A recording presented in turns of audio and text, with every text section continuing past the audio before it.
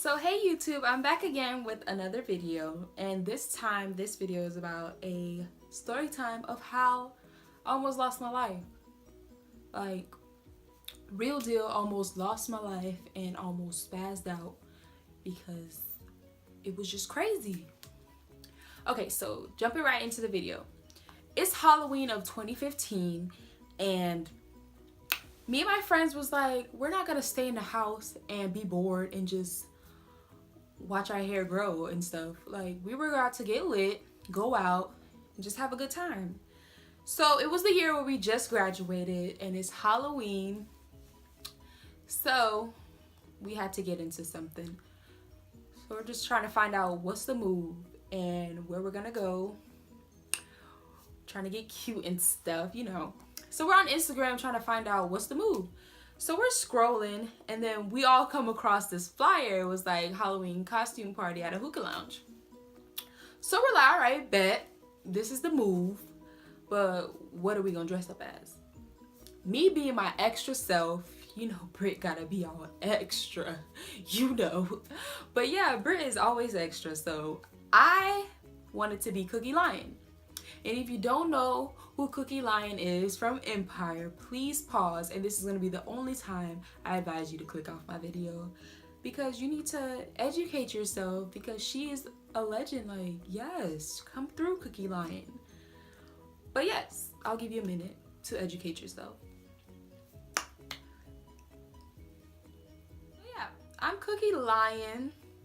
I got my fur jacket on, you know, the whole shebang, a black tight fitted dress, and some heels and red lipstick. Like, I went all out. Like, you gonna know who I am when I step through the door. So yeah, I am Cookie Lion, and I don't remember who my friends were, but I did see at the party that this girl dressed up as a schoolgirl. It was a cute little outfit. It was like the plaid skirt, the fishnets, a button-up white shirt, and the guys, they just dressed regular. Like, I really didn't see any guys dress up, to be honest. But yeah, that's one memorable costume I could remember seeing. So yeah, we vibing. The party is chill. Like, we seen everybody from high school and all the people that are seniors now that we left. So all the seniors that are, all the people that are seniors now that we left high school, so they're there. And we just graduated, so we feel like we grown or whatever. So we pull up to the party and there's security patting us down.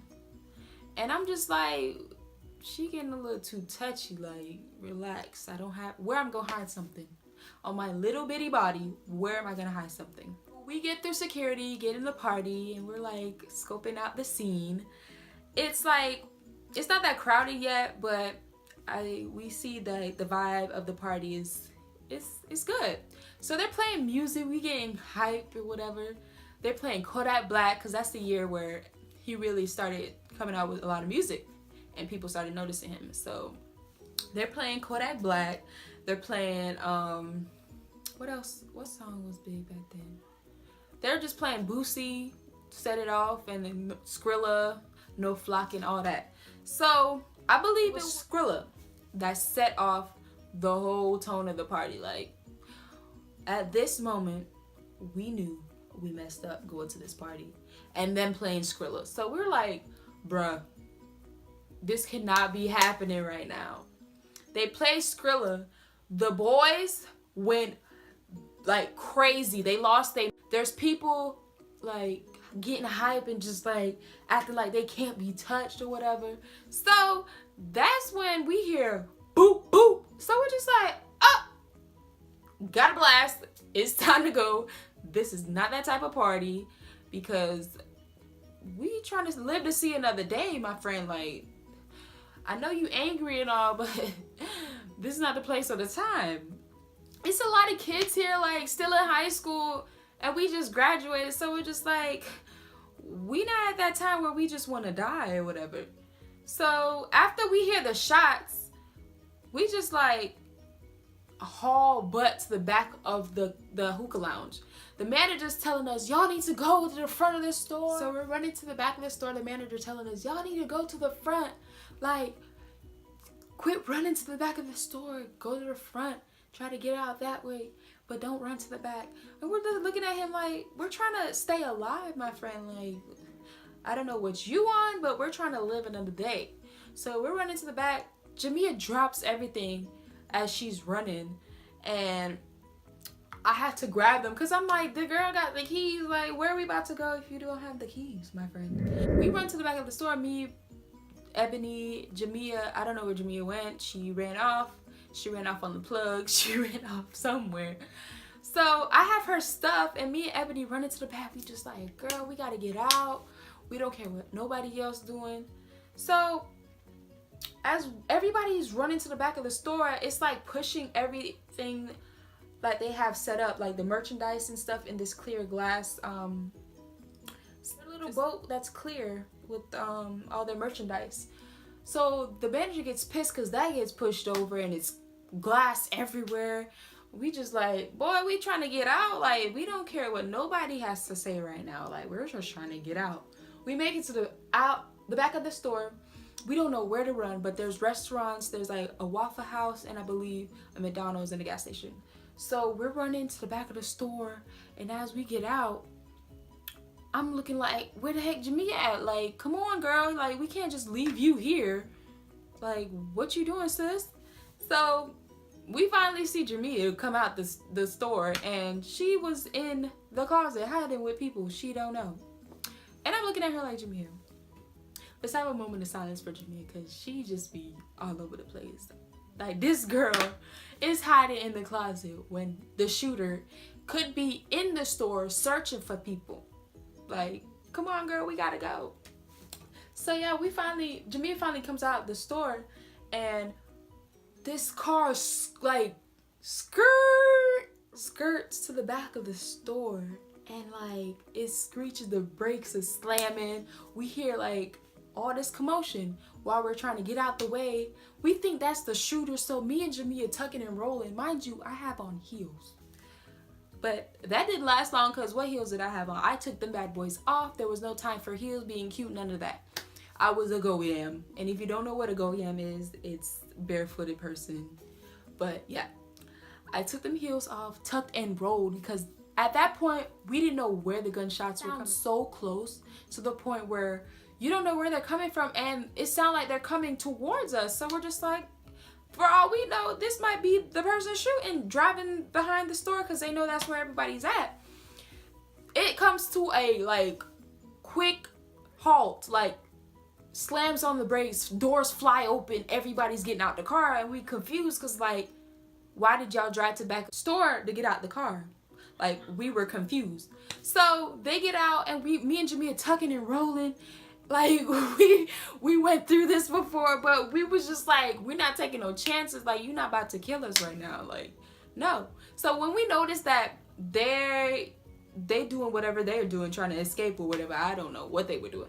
But me and Jamia get up. We start running in this grass field behind the store, trying to get to, like, just a safe destination where we can catch our breath, because we tired. Like, this is not track and field. Like, we are tired. Like, we ran so much that night. I swear, like, that was when I was in my best shape. Like, I ran so much that night. I could be on somebody's Olympics right now. Like, girl, your girl got speed. Like, just put me under some crazy circumstances. Nah, scratch that. I ain't trying to be put under that. No, I won't risk my life for that. But no, your girl had speed that night though, for real. So we made it behind this dumpster, and me and Jamia are shook. Like, we shaking in our boots, literally. We praying like, God, please get us through this. Like, we don't want to die like this. I'm like, best friend, I love you. Like, we're not trying to go out like this, but if I die, just know I love you. And we was just freaking out, and then these guys was hiding with us too, and I'm like, if y'all don't be quiet and keep it down, like, you're trying to bring attention when we don't know who the shooter is. Like, they were talking so loud, like, they're chilling. Mind you, we don't know who they are, and they just being super loud. They just came in there with us because that was a safe place instead of running miles to the store. And then that's running to the stores, you're in light, like the gas station had lights, so you would see us running to the store. Being the shooter, you could see people running, and we were like, we're not taking that chance. We'll take the dumpster for $500, Alex. We'll take that. So we're behind the dumpster, and then we keep looking and peeping to see like what's going on. So we just like, is the coast clear? Like, can we go? So they're like, yeah, everybody's like scattered. We hear the cops coming. So we're like, all right, bet. So Jimmy is like, ah, dang, like, where the keys at? I say, whoa, you're wild. Like, where the keys?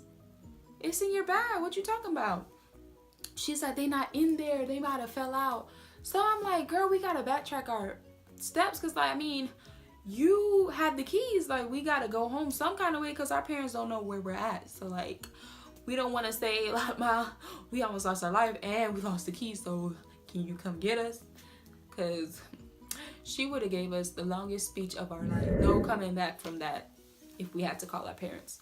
But yeah, we go and backtrack, and these guys trying to help us. Mind you, while he's trying to help us, he's trying to talk to my best friend. And I'm just like, you could not have picked a worse time to talk to my best friend while we're about to die, for one, and we're looking for keys in this grass, this field of grass.